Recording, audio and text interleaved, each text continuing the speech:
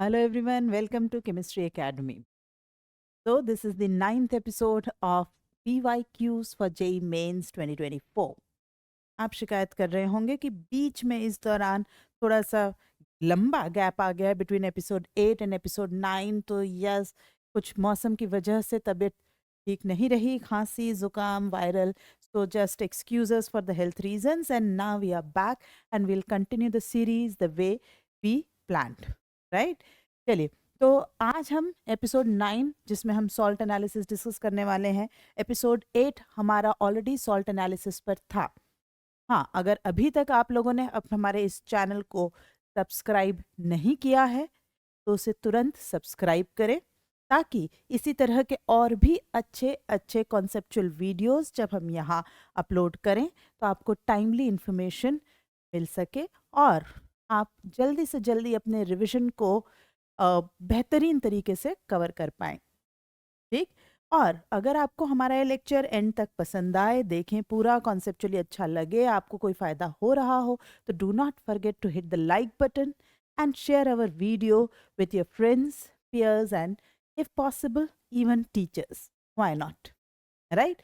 तो आइए हम शुरू करते हैं हमारा आज का वीडियो। हमने लास्ट जो एपिसोड 8 था उसमें कार्बोनेट और उसकी properties and comparison with sulphite, ये पार्ट हमने कर लिया था। जब हमने वहाँ उतना किया था तो मैंने आपको कहा था कि सल्फाइट को लेकर कुछ थोड़ी बहुत इन्फॉर्मेशन मैं आपको आगे आने वाले किसी वीडियो में दूंगी। तो आइए हम उसी कंटिन्यूटी में सल्फाइट को देखते हैं। आज मैंने काफ़ी सारी चीज़ें पहले से इसलिए लिख रखी है so that I can invest more time on questions rather than the theory. तो हम इस थ्योरी को इसी तरह से रिवाइज करते हुए बढ़ते हैं। तो हमारी बात हुई थी कि किसी भी रेडिकल को आपको अगर याद करना है तो सबसे पहले सॉलिबिलिटी ऑफ द सॉल्ट, जो उसके अंदर सॉल्ट होंगे उनकी सॉलिबिलिटी आप याद करें, क्योंकि मोस्ट ऑफ द टाइम ये इंफॉर्मेशन आपको सॉल्ट डिसाइड करने में बिल्कुल हेल्प करती है। When the question start with a soluble salt, an aqueous solution of particular salt, ये लैंग्वेज हो सकती है या ऐसी भी लैंग्वेज मिल सकती है an insoluble salt is taken. तो ये जो सॉलिबिलिटी है ये जानना जरूरी है। कार्बोनेट और सल्फाइड की सॉलिबिलिटी सिमिलर है। Only alkali metal and ammonium sulphides are water soluble. Sulfides of all other metals are either sparingly soluble or insoluble, very much same to carbonate. Bisulfite of 1A group and ammonium are found in solid state like bicarbonates, highly water soluble, whereas all other salts, bisulfite salts are found only in solution. ऐसी ही कुछ कहानी हमें देखने को मिली थी for carbonates. Colours की बात करी जाए तो मोस्टली वाइट या कलरलेस ही होते हैं, क्योंकि हो सकता है कई बार कटायंस की वजह से चार्ज ट्रांसफर स्पेक्ट्रा या अनपेयर डी इलेक्ट्रॉन्स, उनके कारण कभी कोई कलर आ जाए तो दैट इज अ पॉसिबिलिटी, उसको हम ऑप्शन में रखते हैं, है ना। टेस्ट की बात की जाए तो ये मैंने आपके लिए एक छोटा सा चार्ट टाइप बना दिया है। ये Na2SO3 को मैंने दिमाग में रख कर बनाया है कि Na2SO3 अगर हमारे पास है, सॉल्युबल सल्फाइड अगर मैंने डाइल्यूट H2SO4 डाइल्यूट HCl डाला तो strong acid displacing weak acid, कौन सा?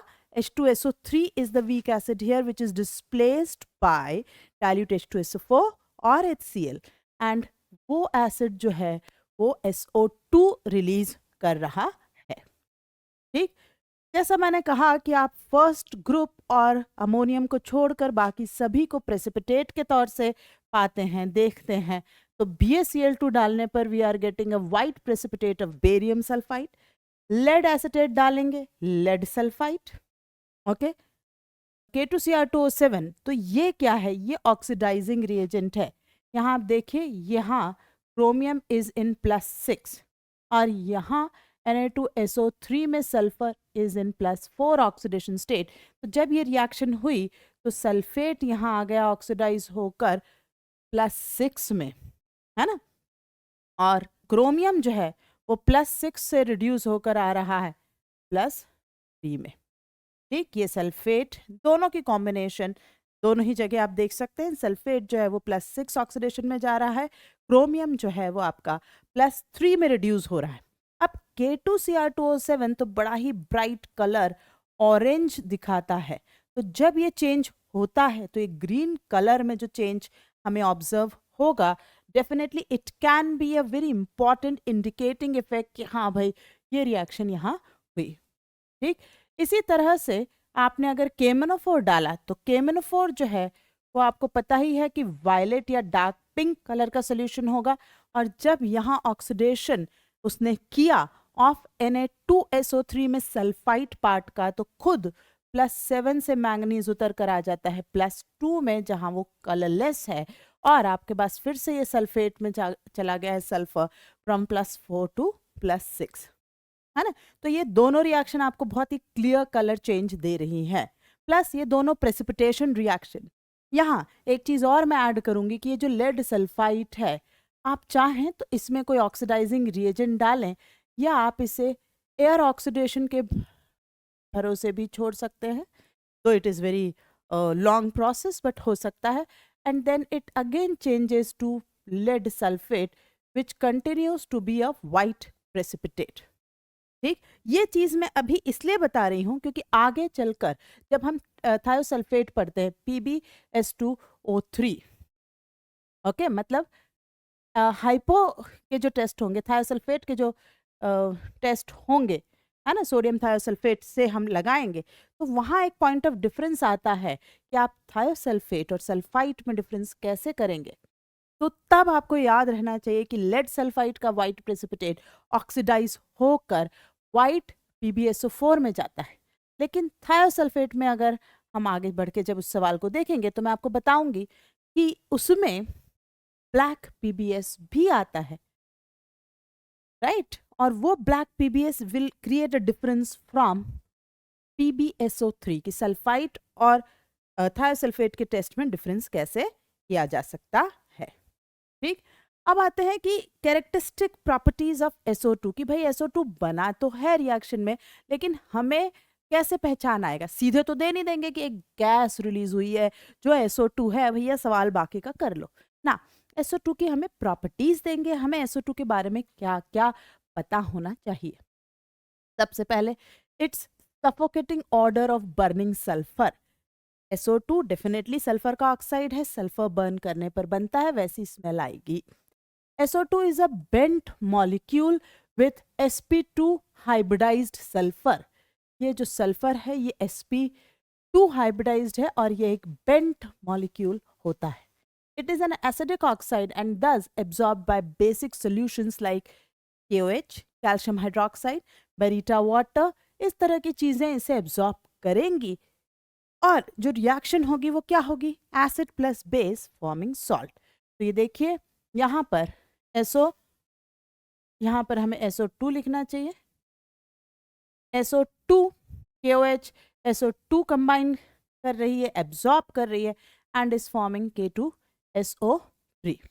ठीक, सिमिलरली यहाँ कैल्शियम सल्फाइड बना है, और अगर आपने एक्सेस ऑफ SO2 पास किया तो जैसे कार्बन डाइऑक्साइड में आपको नजर आया था बाय कार्बोनेट बनेगा, यहाँ बाय सल्फाइड बन जाएगा, चाहे वो पोटेशियम का हो चाहे वो कैल्शियम का, और ये जो है ये सॉल्युबल है, जबकि calcium sulphide is a white precipitate. ठीक, oxidation state of sulfur ranges from -2 to +6, whereas in SO2 it is +4. Thus SO2 can act both as oxidized, can be both oxidized and reduced. This make it suitable to be used both as oxidizing reagent and reducing reagent। दोनों तरह से इसका इस्तेमाल हो सकता है ना। हमने K2Cr2O7 वाली रिएक्शन अभी अभी डिस्कस करी ली, लास्ट वीडियो में भी हमने ये रिएक्शन डिटेल में डिस्कस करी थी। इनफैक्ट वहाँ तो मैंने आपको कुछ पिक्चर्स भी अटैच किए थे कि एग्जैक्ट कलर कैसा नजर आता है ना। दूसरा पॉइंट अभी हमने किया, SO2 when passed through acidified dichromate paper then the orange color of the paper turns green, यही पॉइंट है वापस। This will be the differentiating test between sulfite and carbonate। ठीक, if SO2 is passed through starch iodate paper, iodate is IO3 minus, जिसमें iodine है +5 oxidation state में, है ना। यहाँ पर आयोडीन का रिडक्शन हो रहा है टू आयोडीन 0, ओके, और आयोडीन का जब रिडक्शन हो रहा है टू आयोडीन 0, आप उसे स्टार्च ऐड कर दें तो ब्लूइश ब्लैक कलर से आप पहचान पाएंगे कि हाँ भाई यहाँ iodine is reduced from +5 to 0.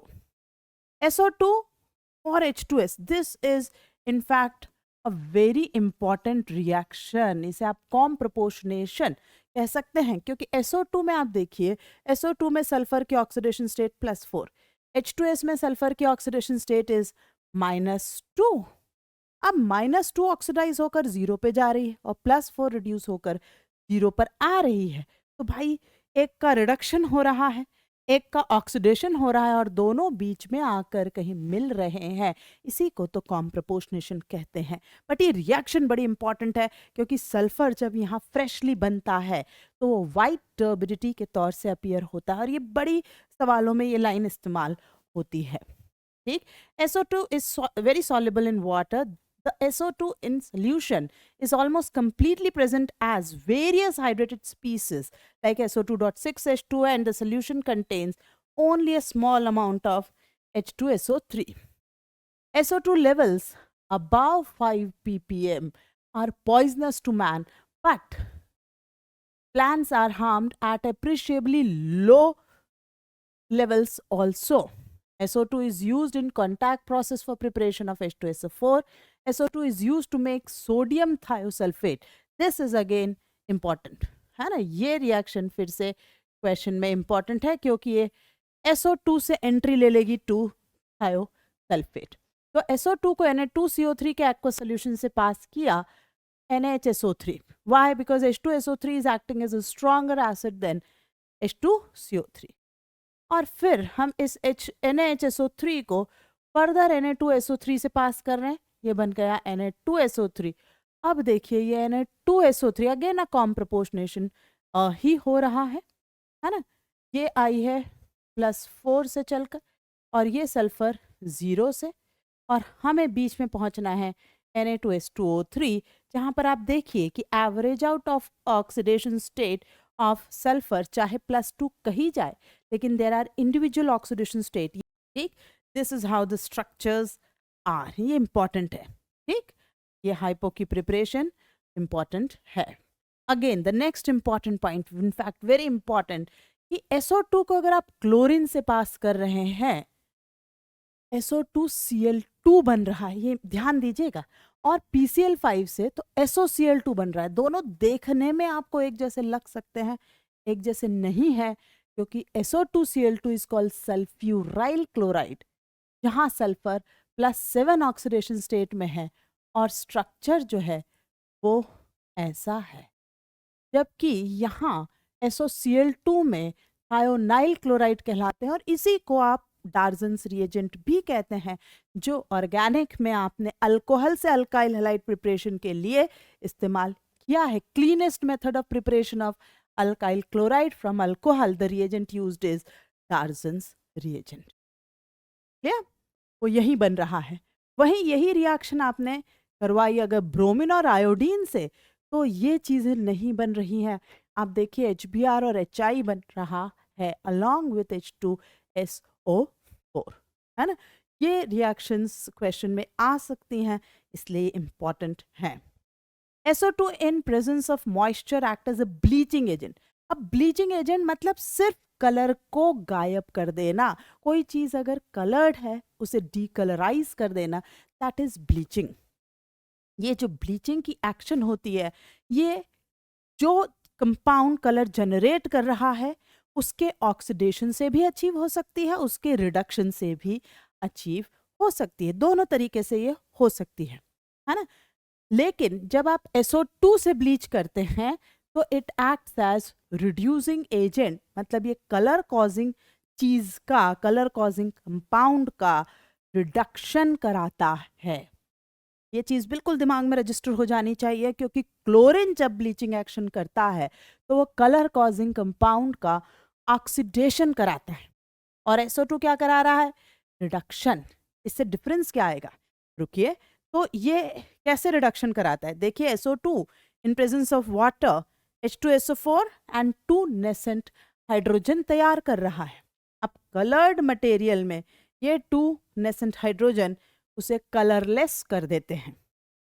ठीक, अब एक जो बहुत इंपॉर्टेंट पॉइंट है वो ये है कि bleaching action of SO2 is temporary. क्या मतलब है temporary? Whereas of chlorine या ब्लीचिंग पाउडर इज परमानेंट। देखिए, अगर क्लोरीन ने या ब्लीचिंग पाउडर ने कहीं पर भी कोई ब्लीचिंग एक्शन करी है तो आप उसे सालों साल भी उस चीज को रखे रहें तो उस पर जो हुई एक्टिविटी है it can not be reverted back. समय के साथ उसका कलर रीजनरेट नहीं होता। It is a permanent bleaching action. लेकिन in the case of SO2, okay, SO2 के केस में कलरलेस मटेरियल है, उसको आपने एटमॉस्फेरिक ऑक्सीजन में छोड़ दिया, रहने दिया। कुछ समय बाद, दिस समय could be 6 months, 8 months, 10 months, few years, atmospheric oxygen उस पर एक्ट करके उस रिड्यूस्ड कंपाउंड को रीऑक्सीडाइज कर देगी और कलर्ड मटेरियल रीजनरेट कर देगी, कलर वापस आ जाएगा। अब होता यह है कि SO2 जो है ये पेपर, वूल, सिल्क, शुगर ऐसी चीजें जो आप देख रहे हैं ना, ये बहुत बायोमोलिक्यूल्स वाली चीजें हैं। इन पर आप स्ट्रॉन्ग ब्लीचिंग एक्शन नहीं कर सकते क्योंकि हो सकता है वो परमानेंटली इनके स्ट्रक्चर्स को डैमेज कर दे। तो पेपर की ब्लीचिंग, वूल की ब्लीचिंग, सिल्क, शुगर की ब्लीचिंग, ये सब किससे की जाती है बच्चों? SO2 से। और SO2 की ब्लीचिंग एक्शन कैसी होती है? टेम्परेरी। और ये आप जानते हैं, ये मैं कोई नई बात को नहीं बता रही हूँ, आप पहचानते हैं, मैं बताती हूँ आप कैसे जानते हैं। अपनी जो प्री व्हाट शुड आई से प्री स्कूल किंडरगार्टन की कभी आपने, दिवाली अभी भी गई है, कभी कोई कॉपी अगर आपको मिल जाए, कोई नोटबुक मिल जाए, क्योंकि आप अब तो ऑलमोस्ट 11th-12th वाली स्टेज पर हैं, तो इवन 6th-7th की भी मिल जाए, आप देखिएगा उसके colour of the paper is slightly yellow. Fresh जो कॉपी है वो एकदम ब्राइट, सुंदर, रिम की चमकार सफेद होगी। लेकिन कुछ पुरानी कॉपी जब आप पन्ने पलटते हैं, आप महसूस कर सकते हैं कि उसमें एक येलोइश टोन डेवलप हो गई है। वो है reversal of bleaching of SO2। आप जो कॉपी इस्तेमाल कर रहे थे वो SO2 से ब्लीच करके सफेद की गई थी, वाइट की गई थी, and it is now reverted back due to atmospheric oxygen to yellow tone, है ना।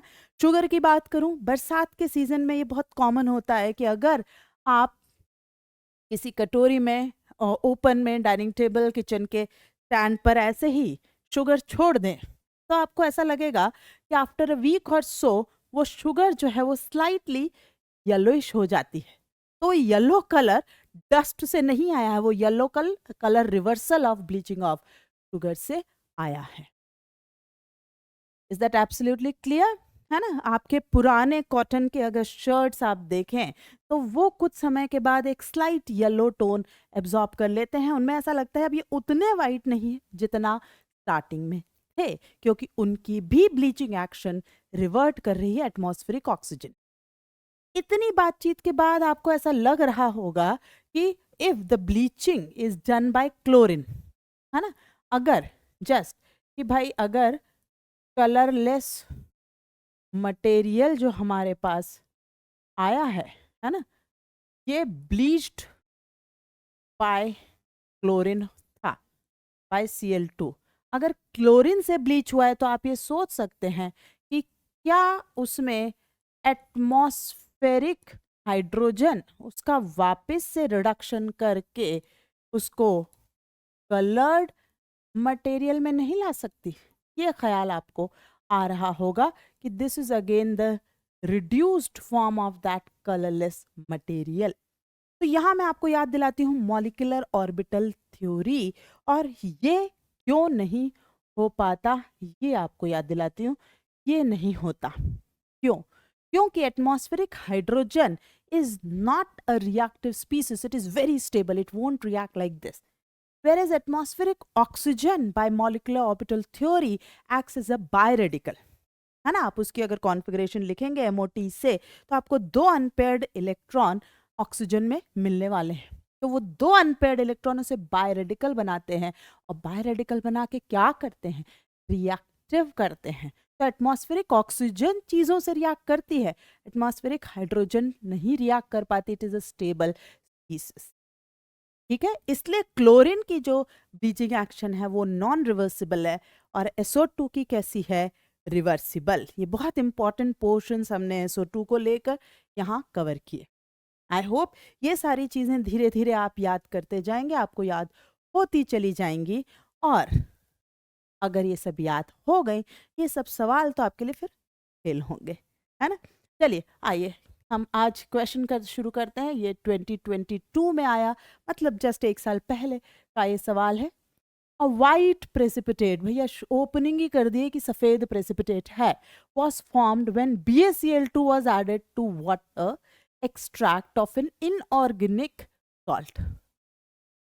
Further, a gas X is with characteristic odor, मतलब specific smell होगी, was released when the formed white precipitate was dissolved in dilute HCl. पहली चीज, ये dilute acid group की चीज है। दूसरा, डाइल्यूट एसिड डालने पर स्पेसिफिक स्मेल आती है। और तीसरा, उस पर्टिकुलर कंपाउंड का बेरियम के साथ जो भी सॉल्ट बन रहा है वो प्रेसिपिटेट है, वाइट कलर का, है ना। बात करूं BaI2, ये तो प्रेसिपिटेट ही नहीं है ना।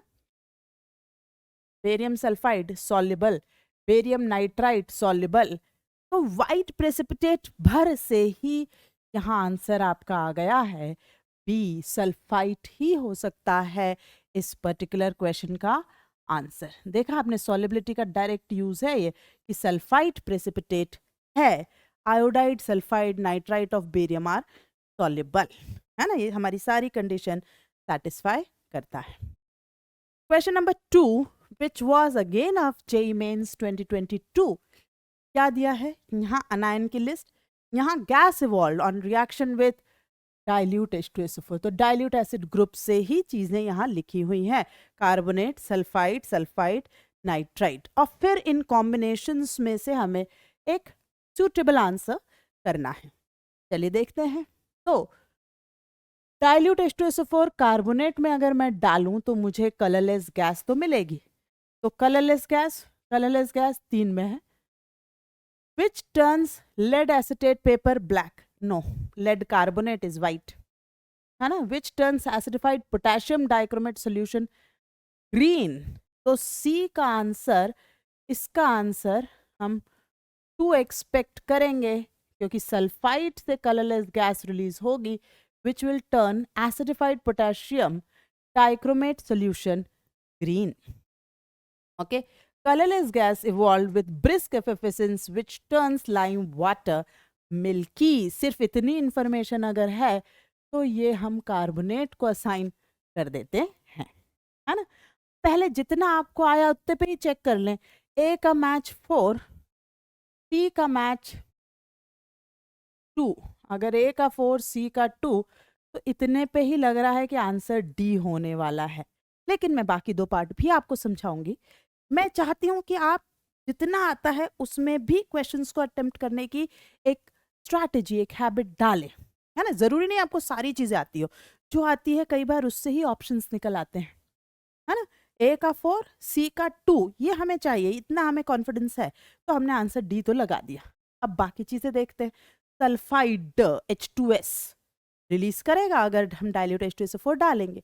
H2S will turn lead acetate paper black, PBS बनाकर, राइट।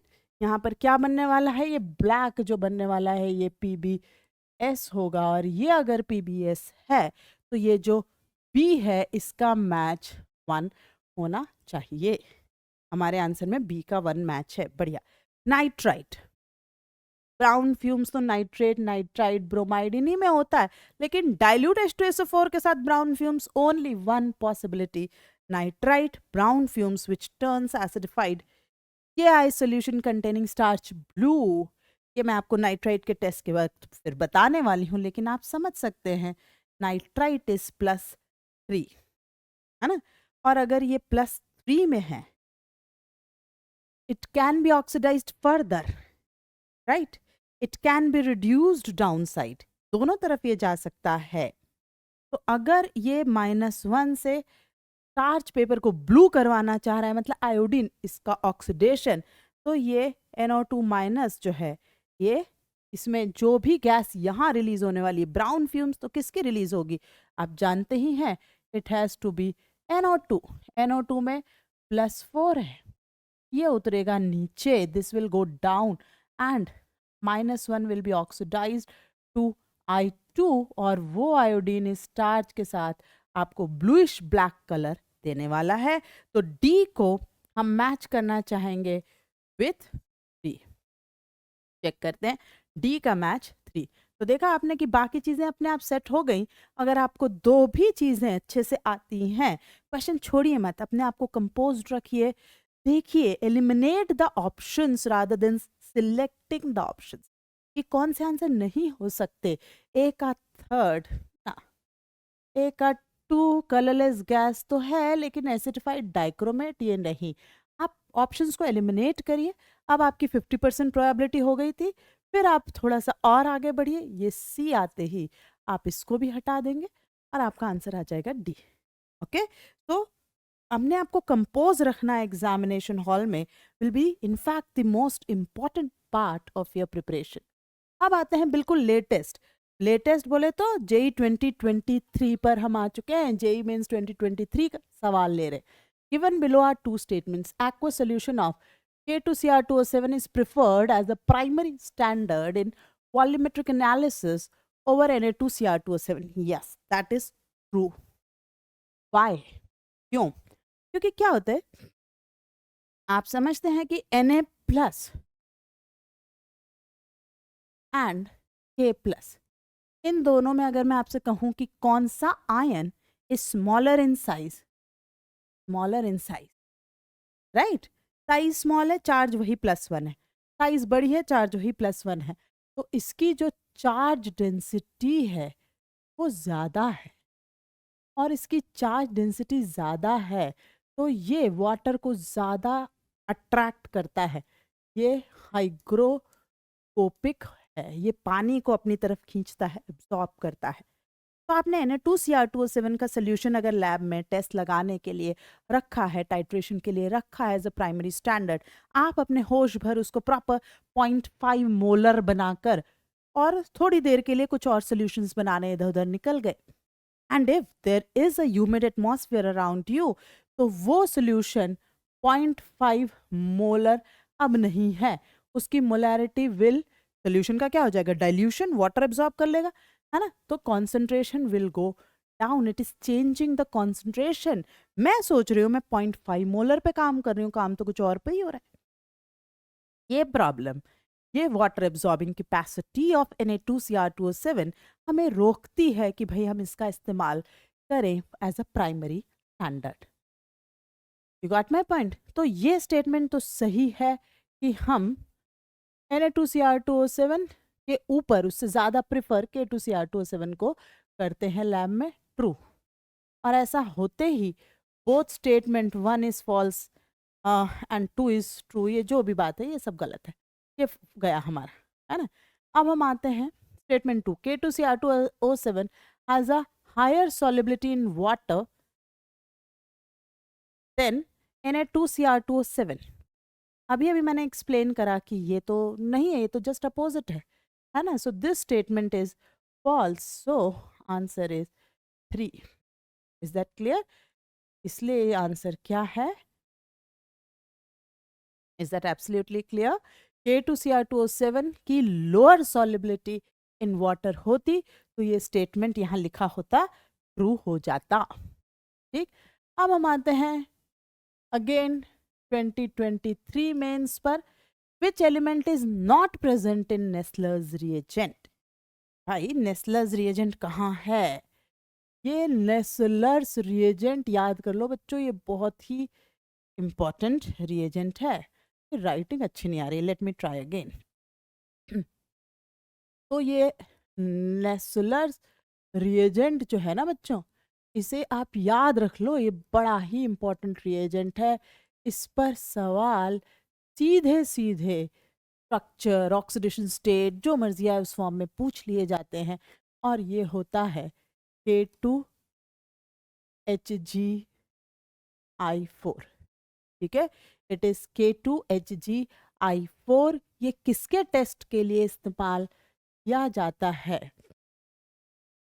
ये यूज होता है, used for ammonium ion confirmation, या आप अमोनिया के लिए भी यूज करेंगे। और अमोनिया गैस है ना, उसको आप इसमें से पास करवाएंगे। ऑब्जर्वेशन क्या है? व्हेन वी पास और ऐड अमोनियम आयन, इसमें हम हमेशा थोड़ा सा KOH या NaOH डालते हैं, तब ये पूरी तरह से नेस्लर रिएजेंट का फंक्शन होता है, क्या करता है। तो what we get is, we get iodide of Millon's base. इसको मैं आपको स्ट्रक्चर वाइज याद रखने का सजेशन दूंगी, ठीक। ये आप ऐसे इसे याद रखें। Is a brown precipitate, iodide of Millon's base K2HgI4 और अमोनिया से बना ये ब्राउन प्रेसिपिटेट आपको देखने को मिलेगा। ये जो कंपाउंड बनता है ये ब्राउन कलर का तो होता ही है। It is called basic mercury 2 amido iodine, ये इस नाम से जाना जाता है, ठीक। और ये नाम NCERT लैब मैनुअल में मेंशन है, तो आपको याद रखना पड़ेगा, आई कांट हेल्प, है ना। सेम उसी साल JEE 2023 मेंस की बात हो रही है कि मेंस में वापस इस पर iodide of Millon's base Nessler's reagent, इनके आसपास दोबारा क्वेश्चन 2023, है ना। बस दिन बदला, ये 30 जनवरी का है, वो 1 फेब का है। Formula for Nessler's reagent is, अभी अभी मैंने आपको बताया, इज K2HgI4, ठीक। तो जो रिएजेंट्स हैं इनके फॉर्मूले हमें याद रखने पड़ेंगे भाई, इसमें कोई कॉम्प्रोमाइज हम नहीं कर सकते, ये सब आपको याद ना पड़ेगा, ठीक। तो इसी के साथ हम अपना ये जो एपिसोड नंबर 9 है ये यहाँ ख़त्म करते हैं। आज हमने सल्फाइड SO2 की डिटेल बातें करी और कुछ 5 questions of 2022 and 2023 JEE mains जो है वो डिस्कस किए लेटेस्ट। मैं आगे आने वाले क्वेश्चंस थोड़ा प्रिफर करी डिस्कशन के लिए, बाकी डेफिनेटली मैं ज़्यादा से ज़्यादा क्वेश्चंस कवर करना चाह रही हूँ। सॉल्ट एनालिसिस में से उतने क्वेश्चंस आए नहीं हैं, उतने स्पेसिफिक वैरायटी के, तो जो भी हमें मिल पा रहा है वो हम विद कॉन्सेप्ट यहाँ डिस्कस करते जा रहे हैं, ठीक। हाँ, सॉल्ट एनालिसिस का अगर आपको बहुत ही डिटेल्ड और इंक्लूडिंग क्वेश्चंस, प्रैक्टिस, सारी चीज़ों के साथ, if you need a proper guidance, then download our app. The link is in the description. Go through it, check करें, ऐप डाउनलोड करें और आप वहाँ chapter wise course of salt analysis opt कर सकते हैं। इसके अलावा I will definitely suggest you कि अगर आपके सिलेबस ख़त्म हो चुके हैं, कंप्लीट हो गए हैं, तो you can go for our crash course which is mainly theory through problems. Yes, there are theory lectures also separately उसी के अंदर, but besides that you will also get a detailed guidance of how to solve the questions। वो बहुत ज़रूरी है ना। आपको सब कुछ आ रहा है, आपने पूरी थ्योरी कंप्लीट कर ली, पर आप कौन सी मिस्टेक्स कर सकते हैं, उन्हें अवॉइड कैसे करना है, यहाँ कौन सी कॉन्सेप्ट एप्लीकेबल है, इसका डिटेल डिस्कशन आपके सब्जेक्ट को बहुत स्ट्रेंथन कर देगा। तो आप हमारा जो क्रैश कोर्स है, it is different from I would say all the crash courses available for chemistry around. Why? Because again in the usual crash courses you will just find, okay, there will be lectures and then 25 questions, you solve it, they will give you the answer key. यहाँ difference ये है, lectures तो होंगे ही, question भी होंगे, है ना, लेकिन उसके साथ उनके डिटेल सॉल्यूशन के थ्रू आपको important points बहुत अच्छे से समझाए जाएंगे। That is where usually I would say 95% plus student वहीं कमज़ोर होते हैं। थ्योरी सबको आती है, क्वेश्चन में क्या नहीं करना है, क्या करना है, कौन सा तरीका हमारा टाइम बचाएगा, कौन से में हम गलती कर सकते हैं, ये सारा गाइडेंस अगर सही समय पर हमें मिल जाए तो कौन हमारे सिलेक्शन को रोक सकता है, कम से कम केमिस्ट्री तो नहीं, है ना। सो आप डेफिनेटली हमारी ऐप पर आए, डाउनलोड करें और क्रैश कोर्स को ज़रूर देखें। ऑल दो स्टूडेंट्स जो JEE 25 में आगे अगले साल अपीयर होने वाले हैं, for them we have a full year long course. Besides that, soon we are going to again launch, most probably by January, we'll be going to launch a full 11 plus 12th course for JEE 2025 also. Okay but in सभी के लिए आपको थोड़ा कष्ट तो उठाना पड़ेगा, app download करनी पड़ेगी, और उसमें अगर आपको कोई और डाउट आते हैं तो feel free to contact me through our telephone, mail, telegram channel, है ना, और best is chat box in the application. इनमें से किसी भी रास्ते से आप मुझ तक अपनी बात, अपने मैसेज पहुंचा सकते हैं, राइट।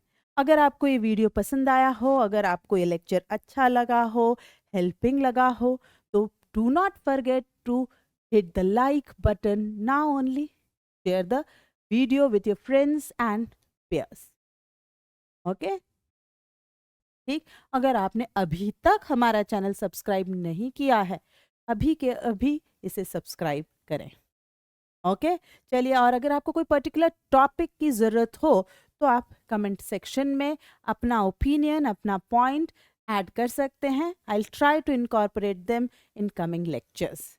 एक चीज़ मैं आपको और बताना चाहती हूँ कि आपको हमारे इसी चैनल पर, यूट्यूब चैनल पर, go through the playlist available, you will find a mains revision series playlist, okay. Mains revision series, आपको उसमें पूरी फिजिकल और पूरे ऑर्गेनिक के बहुत ही useful, to the point, time saving, बहुत कंसाइज लेक्चर्स मिलेंगे which were appreciated by students before, and hopefully I wish कि they will be equally and even more helpful to you this time, okay. तो आप वो playlist check करें, उनको देखें, उन पर्टिकुलर कॉन्सेप्ट्स को समझें। I think they will definitely help you to consolidate your preparation. Okay, और कोई बात हो तो आप कमेंट सेक्शन में पूछ सकते हैं, ऐप पर आकर मुझसे बात कर सकते हैं। चलिए, तो फिर मिलते हैं नेक्स्ट वीडियो में, फिर किसी टॉपिक के साथ। हो सकता है वो सॉल्ट एनालिसिस ना हो, I may take something from organic again, है ना, जैसा आप डिमांड करेंगे। We will keep on changing the track जैसी ज़रूरत हो, right. So see you again in the next video. Till then, take care. Bye bye. Thank you.